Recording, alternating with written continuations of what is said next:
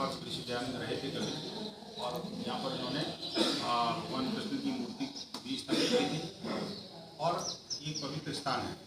हम उसके दर्शन करने आए और आप लोगों हमें सौभाग्य है कि आप जैसे अच्छे बच्चों का भी दर्शन हुआ, जो कि वेद, उपनिषद, धर्मशास्त्र, संस्कृत इन सब का आप अध्ययन करने के लिए इतनी छोटी आयु में घर को छोड़ करके, माता पिता का मोह छोड़ करके, भाई बहन का जो स्नेह कुछ दिनों के लिए त्याग करके आप विद्या अध्ययन के लिए आए। बहुत भाग्यवान हैं आप और आपके आचार्य और साथी लोग जो यहाँ के व्यवस्थापक हैं, निस्संदेह बधाई के पात्र। आचार्य सभी यहाँ शिक्षक पर बैठे हुए हैं, सभी को नमस्ते कहती हूँ। श्रीमान बंसल जी और प्यारे प्यारे बहुत सुंदर देशभक्त बनने जा रहे, महान बनने जा रहे बच्चों, बहुत अच्छा लगा। आप सभी के दर्शन हुए और आपसे मैंने पुरुष सूक्त भी सुना। आपने एक लय में सभी ने और कितने ध्यानमग्न होकर के ईश्वर की वाणी को हम सबके समक्ष प्रस्तुत किया। बहुत आप सौभाग्यशाली हैं कि आपको इस तरह के शिक्षक गण मिले हुए हैं, आचार्य प्राचार्य मिले हुए हैं कि आप सब लोग यहाँ पर पढ़ रहे हैं। विद्या जितने एकाग्र मन से पढ़ी जाती है, जितना एकाग्र चित्त होकर के ध्यान मग्न होकर के पढ़ी जाती है, सुनी जाती है, देखी जाती है, समझी जाती है, मनन की जाती है मन से, उतना अधिक हमारे भीतर विद्या का प्रवेश हो जाता है। जैसे अभी मैंने मंत्र बोला, आपके मन के भीतर, उस मंत्र के भीतर, जैसे गायत्री मंत्र बोला, प्यारे बच्चों क्या आपको कौन सा मंत्र बोला मैंने अभी? इस गायत्री मंत्र को गुरु मंत्र भी कहते हैं ना, सावित्री मंत्र भी कहते हैं ना। इसको क्यों कहते हैं सावित्री मंत्र? क्योंकि सावित्री सविता, सविता किसको कहते हैं? बोलो, सूर्य को कहते हैं सविता। सविता किसको कहते हैं? परमात्मा का एक नाम सूर्य भी है ना सूर्य। ये कहाँ मिलती है, ये प्रमाण कहाँ मिलता है हमको? ये मिलता है हमको सत्यार्थ प्रकाश के भीतर। सत्यार्थ प्रकाश किसने लिखा था? सत्यार्थ प्रकाश महर्षि दयानंद सरस्वती ने लिखा था। जिन महर्षि दयानंद सरस्वती ने यहीं बैठ करके, जहां आप बैठे हो, इसी पवित्र स्थान पर ऋग्वेदादि भाष्य भूमिका को लिखा था। उसी सत्यार्थ प्रकाश का प्रथम समुल्लास, जो उनकी अमर कृति है, समझ रहे हो ना, उसी समुल्लास के भीतर परमात्मा के 100 नामों का जिक्र है। वहां परमेश्वर को सूर्य नाम भी कहा गया है। तो ईश्वर का एक नाम सूर्य भी है और उसका अपना नाम, एक नाम ओम भी है। क्या नाम है उस परमात्मा का? एक नाम ओम। ये उसका अपना नाम है। बोलो, ईश्वर का ओम नाम मुख्य है, अपना है, हम सभी के लिए वाचक भी है। हम उसको बोल भी रहे हैं। तस्य वाचकः प्रणवः, और प्रणव शब्द से उसी के नाम की, ओम नाम की ही सिद्धि होती है। प्रकर्षणे नूयते स्तूयते इति प्रणवः। तो प्यारे बच्चों, आपको ये सौभाग्य मिला है कि गायत्री मंत्र का अर्थ अगर आपको आता है, कितने बच्चों को गायत्री मंत्र का अर्थ आता है? किसी को आता है? नहीं आता। कोई बात नहीं, मैं आपको एकदम शॉर्ट रूप से आज बता करके जाती हूँ। जब हम गायत्री मंत्र बोले या आपके समक्ष कोई गायत्री मंत्र बोले, किसी भी विद्या को लेने का क्रम क्या होना चाहिए? मेरी ओर देखो, ना इधर देखो, ना इधर देखो, ना पीछे देखो, है ना, दाएं बाएं नहीं देखना, पीछे नहीं देखना, कहाँ देखना? आगे। आगे में तो बहुत लोग बैठे हैं, तो किसको देखना? जो बोल रहा है। वक्ता के क्या करेंगे? अपने आंखों को वक्ता की वाणी से लगाएंगे। पहली बात क्या करेंगे? जो बोल रहा है, जो हमको ज्ञान दे रहा है, जो गुरु या आचार्य हमको बता रहा है, क्या करेंगे? अपनी किसको लगाएंगे? आंखों को। कहाँ लगाएंगे? गुरु की वाणी से। किससे जोड़ेंगे? वाणी से। ठीक, आपको ज्ञान आएगा, उतरेगा आपके भीतर। दूसरी बात, अब क्या करोगे? जो चीज आपने देखी या सुनी कानों से, ठीक, कानों से क्या सुना? जो मैंने बोला, गायत्री मंत्र बोला, उसको क्या करेंगे? मन से जोड़ देंगे। किससे जोड़ेंगे? दूसरी बात, मन से जोड़ देंगे। तो मन जुड़ गया, आंख जुड़ गई और कान जुड़ गए। अब उस मन को किससे जोड़ देंगे? आत्मा से। हम सब कौन है? आत्मा। हम सब कौन है? आत्मा।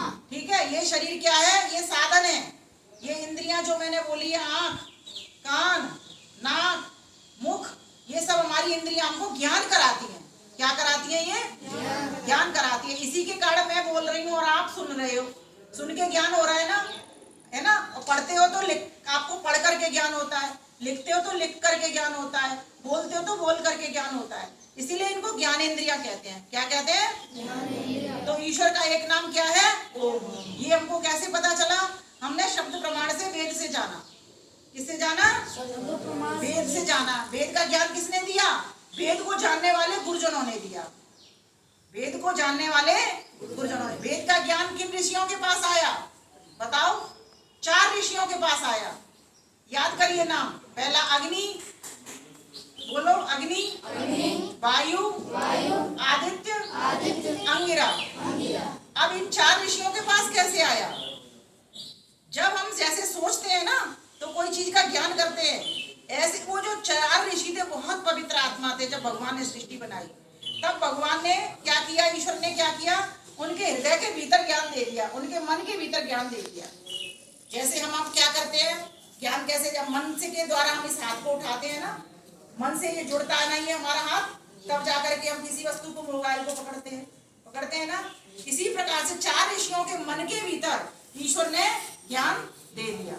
अब वो जो ज्ञान था, जो गुरु मंत्र मैं जिसको कह रही हूँ, वो 3 वेदों के भीतर आया है। कितने वेदों के भीतर? 3 वेद। कौन कौन से? बोलो। ऋग्वेद, यजुर्वेद, सामवेद। अब चौथे में क्यों नहीं आया? चौथे में फलश्रुति है, उसका फल बताया है। कौन सा मंत्र है वो? ओम तुतामया वरदा वेद माता प्रचोदयन्ताम पावमानी द्विजानाम आयुः प्राणं प्रजा पशुं कीर्तिं द्रविणं ब्रह्मवर्चसं मह्यं दत्त्वा व्रजत ब्रह्मलोकम। इसमें कहा गया है कि तुम गायत्री मंत्र का पाठ करोगे तो तुमको इतनी चीजें मिलेंगी। कितनी चीजें मिलेंगी? आयु मिलेगी, लंबे खूब उम्र तक जियोगे, तो ज्यादा जियोगे तो ज्यादा काम करोगे, परिवार का, समाज का, राष्ट्र का, विश्व का, पूरे का कल्याण करोगे, है ना। और इसका मतलब ये नहीं कि ज्यादा जी भी लिए तुम, काम भी कुछ नहीं किया। महर्षि दयानंद सरस्वती कितने वर्ष में गए थे? किसी को पता है? कितनी वर्ष की आयु थी, कितने वर्ष में गए थे और कितना काम करके गए थे? सोचो। 4 वेदों का भाष्य किया उन्होंने, जो कि हमको मिला है ऋग्वेद के 7 मंडल और यजुर्वेद का पूरा भाष्य हमको उनका मिलता है।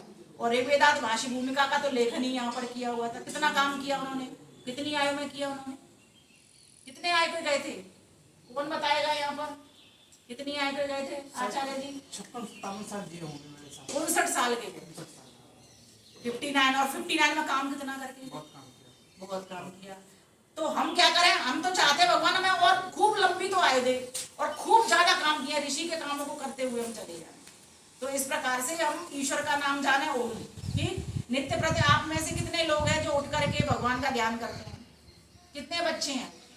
किया करो भगवान का ध्यान, किया करो। ओम का संध्या करते हो ना? संध्या करते हो, पूरी संध्या आती है आपको। लेकिन आप ना एक मंत्र का, गायत्री मंत्र का अर्थ सीख लो, उसको बैठ करके। क्योंकि गायत्री मंत्र की जब चोटी हम बांधते हैं ना, हम लोग अपनी बात कर रहे हैं, आपकी तो चोटी बनी हुई है। ठीक। हम लोग क्या करते हैं? जब संध्या वंदन करते हैं तो गायत्री मंत्र बोलते हैं, अपनी चोटी को पीछे इस तरह से बांधते हैं, गायत्री मंत्र बोलते हैं। ठीक। ये विधान है हमारे लिए। आपकी तो चोटी बना दी, ब्रह्मचारियों की तो चोटी रखने का विधान है। तो हम इस प्रकार से ईश्वर का नाम जाने और बार बार भगवान का ओम जब नाम जानेंगे तो उसको कैसे याद करेंगे? देखो, हे सर्वरक्षक प्रभु, आप सब ओर से हमको देख रहे हो, जान रहे हो, सुन रहे हो और हम सबकी सुरक्षा भी आप कर रहे हो। ओम बोलते के साथ ये वाले भाव आ जाने चाहिए। मुझे किसी से भय नहीं लगे, मुझे इधर भी भय नहीं लगे, इधर भी आप हो मेरे साथ। क्योंकि भगवान बहुत बड़ा शक्तिवान है, भगवान को किसी से डर नहीं लगता। हमको भी, हम भगवान के पुत्र हैं, इसीलिए हमको भी किसी से डर नहीं लगता। समझ गए ना? तो हमें कैसे, किस प्रकार से विद्या को लेना है? गुरुजन से पूरा ध्यान लगा करके, तो डर नहीं देखना। एक ईश्वर का ध्यान करना। क्या? ईश्वर का ध्यान करना, सच्चे मन से करना। अच्छे मन से, बालकों से बढ़िया कोई सच्चा मन भी नहीं होता। आप लोग अभी बाल्यावस्था में, आपका मन ये ना बिगड़ पाए। ठीक। इसी के लिए हम अपना एकाग्र चित्त करने के लिए ही हम ईश्वर का सुबह ध्यान करते हैं। तो हमारा कैसा होना चाहिए? ईश्वर का ध्यान होना चाहिए, ओम परमात्मा का ध्यान होना चाहिए। ठीक। एक उसका मुख्य नाम है, अपना नाम है। और जो ईश्वर ने हमारे लिए आज्ञाएं दी है वेद के भीतर, जो आप वेद पाठ का मंत्र कर रहे हो, एक मंत्र का नित्य अर्थ सहित अपने आचार्य से आपने अर्थ सीखना है। क्या करना है? अपने आचार्य से एक वेद मंत्र का अर्थ सीखना है। तब जाकर के आप महान बनोगे। क्योंकि जो वेद पाठ करता है, वेद का स्वाध्याय करता है, उसका जीवन महान हो जाता है। जो वेद से दूर हो जाता है, उसका जीवन महान कभी नहीं बन सकता। इसलिए महान बनने के लिए आप यहाँ आए हो अपने माता पिता को छोड़ करके, और नए नए गुरुजनों के रूप में आपने माता पिता को ग्रहण किया है, धारण किया है। तो आपका कर्तव्य ये बनता है, पर प्रेम के साथ सभी मिलजुल करके रहेंगे, ईश्वर का ध्यान करेंगे, अपनी दिनचर्या जो आपको बताई गई है, जितने बजे उठना, रात्रि को जितने बजे सोना, ये तो गुरुकुलों में जो बच्चे पढ़े होते हैं उनका सौभाग्य होता है कि बच्चे अपना जीवन ऐसा बना लेते हैं। हम लोगों को तो वो सौभाग्य नहीं मिला आपकी तरह। हम तो बड़े बड़े होकर के हमने तो ये विद्याएं प्राप्त की, आपको तो कितनी छोटी आयु में यहाँ पर गुरुकुल में भेज दिया गया है। तो आपका कर्तव्य बनता है बड़ों की बात मानना, गुरुजनों की बात मानना, किसी से झगड़ा नहीं करना परस्पर। छोटी छोटी चीजों के साथ में बच्चे झगड़ा करना प्रारंभ कर देते हैं। एक दूसरे के लिए त्याग भाव से रहना, ठीक है, खिला के खाना, पिला के पीना, एक दूसरे का ध्यान रखना, क्योंकि तुम उसका ध्यान रखोगे तो वो तुम्हारा ध्यान रखेगा, है ना। इसका ध्यान रखोगे तो ये तुम्हारा ध्यान रखेगा, तुम इसका ध्यान रखोगे तो तुम्हारा ये ध्यान रखेगा। तो परस्पर एक दूसरे का ध्यान रखोगे तो बहुत बड़ा काम कर सकते हो आप लोग। इसीलिए आज के लिए मैं बस इतना सा ही आपको एक बात कह करके जा रही हूँ, अपने बड़ों की बात मानो। आपके यहाँ चरण बंधन और आचरण बंधन दोनों सिखाने का यहाँ पर विधान है ना। चरण स्पर्श करते हो बड़ों के, करते हो जी, गुरुजनों के जी, और उनका आचरण भी स्पर्श करते हो क्या? करते हो, दिखाई दे रहा है आपके सामने। आचरण स्पर्श का होता है उनकी बात मानना, ये नया शब्द आपके लिए। आचरण स्पर्श का होता है उनकी बात मानना। जैसे आपने चरण छू दिए, बात उनकी नहीं मानी गुरुजनों की, तो आचरण बंधन आपने नहीं किया, मात्र चरण बंधन किया। समझ गए ना। तो इस प्रकार से हमें बात मानेंगे तो समझ लेना असली आपने चरण बंधन किया। तो हमें गुरुजनों की बात माननी, गुरुजनों की जो बताते हैं उस तरीके से विद्या को पढ़ना, एकाग्र मन से पढ़ना, और पढ़े हुए को घर जाकर के मीन्स अपने कमरे में जिसमें आप रहते हो उसमें जाके विचार करना। 4 बातों से विद्या आती है। पहला श्रवण, आपने सुन लिया। दूसरा मनन, सुने हुए पर आपने मनन कर लिया, चिंतन कर लिया। और तीसरा निधिध्यासन, जो सुना जिसपे आपने चिंतन किया। जैसे ईश्वर एक निराकार है या साकार है, ठीक, तो आपने ये बात सुनी, ईश्वर निराकार है। अब आप उसको सोचोगे ईश्वर निराकार कैसे है, हमें तो दिखाई दे रहा नहीं, कैसे देखें इसको? गुरुजनों से पूछोगे, डिस्कशन करोगे, तर्क करोगे, ऊहा उठाओगे, विचार उठाओगे अपने, तब जाकर के आपको ये पक्का ज्ञान होगा। फिर आप थोड़ा सा और पक्का करने की सोचोगे। ये एक दिन का काम नहीं होगा, रोज रोज चिंतन करना, रोज रोज विचार उठाना, नए नए प्रश्न उठाना, शंकाएं उठाना, उनका समाधान पाना गुरुजनों से। श्रवण मनन निधिध्यासन अर्थात पक्का कर लेना, निश्चय कर लेना, हाँ ईश्वर निराकार है, निराकार है। ऐसे देखो यहाँ भी हम ऐसे कर रहे हैं, हमको पता नहीं चल रहा, लेकिन यहाँ भी ये छूने में नहीं आ रहा, वो छूने में नहीं आता, क्योंकि इन इंद्रियों का विषय नहीं है, समझ जाना। इसीलिए उसको पकड़ना बहुत मुश्किल काम होता है। आप अभी छोटे हो, लेकिन छोटे मन पर बहुत जल्दी चीजें अंकित हो जाती है। मुझे कोई नया ज्ञान देगा इतनी जल्दी याद नहीं कर पाऊंगा। आपने पुरुष सूक्त कितनी जल्दी याद कर लिया? छोटा मन है, निर्मल मन है, और निर्मल मन में ही, निर्मल स्लेट पर ही भगवान का साक्षात होता है। ध्रुव प्रहलाद कितने बड़े थे बताओ? कितनी छोटी आई थी ध्रुव की, प्रहलाद की कितनी छोटी आई थी, बहुत छोटी छोटी, 7-7 साल, 8-8 साल हम सुनते हैं।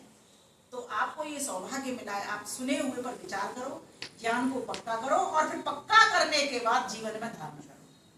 क्या करो फिर? साक्षात्कार। श्रवण, बोलो, श्रवण, मनन, निधिध्यासन, साक्षात्कार, और गायत्री मंत्र का अर्थ सीख लेंगे। ठीक है, तो 4 बातें मैंने आज आपको बता दी।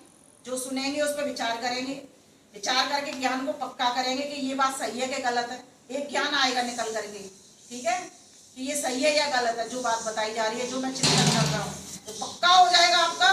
तो आपको फिर पक्का हो जाएगा तो साक्षात्कार वो वस्तु हो जाएगी, कोई भी वस्तु हो, चाहे चेतन हो चाहे जड़। तो इस प्रकार से आपको मन लगा करके पढ़ाई करें, ठीक है। अपने स्वास्थ्य का भी ध्यान रखें, जब खाने का टाइम आता है तो खाना खाएं, सभ्यता से खाएं, सदाचार को सीखें, है ना। और ये जगह आपको इतनी बढ़िया मिली है, राम और कृष्ण सब गुरुकुल से निकले हैं। राम और कृष्ण कहाँ से निकले हैं? गुरुकुल से निकले हैं। जितने भी महान आत्माएं होती हैं, देशभक्तों की भी बात मैं कह दूं, उनके माता पिता भी नित्य प्रति यज्ञ करते थे, वेदों का अध्ययन करते थे, ठीक है, तब जाकर के वो महान बन पाए। आपको ये सौभाग्य मिला है, इस अवसर को गंवाना नहीं है। आपने अपने गुरुजनों की बात मानते हुए जैसे जैसे वो बात बताते हैं वैसे वैसे आपको पढ़ते जाना और आगे बढ़ते जाना। तो इस प्रकार से आपके लिए आज इतनी ही सभी का बहुत बहुत धन्यवाद इतनी शांति से और एकाग्र चित्त होकर के सुनने के लिए। आपके लिए करतल ध्वनि। सभी को सादर सप्रेम नमस्ते करिए।